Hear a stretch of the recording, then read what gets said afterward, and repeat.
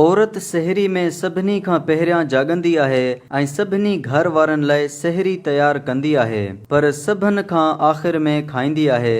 रोज़ो रखण जे बावजूद मंझंदि जो ॿारनि खे खाधो खाराईंदी आहे।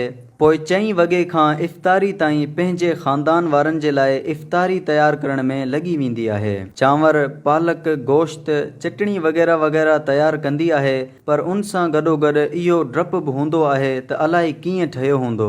ससु सोहरे लाइ अलॻि अलॻि शइ पचाईंदी आहे ऐं गॾोगॾु मुड़ुस जी कावड़ खे बि सब्र सां बर्दाश्त करणो पवंदो आहे।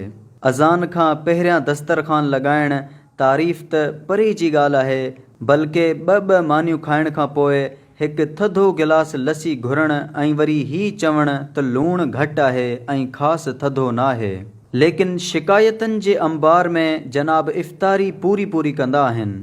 उनखां पोइ जेका इन्हनि ख़ुशि ज़ाइक़नि खाधनि जो एहतमाम कंदी आहे, उहा कंहिं कमरे में लिकी करे इफ़्तारी करे वठंदी आहे। थांवनि जा ढेर साफ़ करे अञा वांदकाई ई नाहे माणींदी त तरावी खां पोइ वरी हज़रात लाइ चांहि वग़ैरह ठाहिणु शुरू कंदी आहे ऐं वरी सहरी लाइ सवेर जाॻंदी आहे। ऐं जेकॾहिं ख़ुदा न ख़ास्ता न जाॻे ऐं सहरी लेट थी वञे त सॼे ख़ानदान जो नज़लो उन वेचारी ते किरंदो आहे ऐं सॼो ॾींहुं ताना ॿुधंदी आहे। अव्हां सभिनी खे दरख़्वास्त आहे त घर जी सभिनी औरतुनि, चाहे उहा माउ हुजे, घरवारी हुजे, धीउ हुजे, भेण हुजे या ॿियो को रिश्तो हुजे, उन्हनि जो लाज़मी ख़्यालु रखो। आख़िर उहा बि असां वांगुरु इंसान आहे।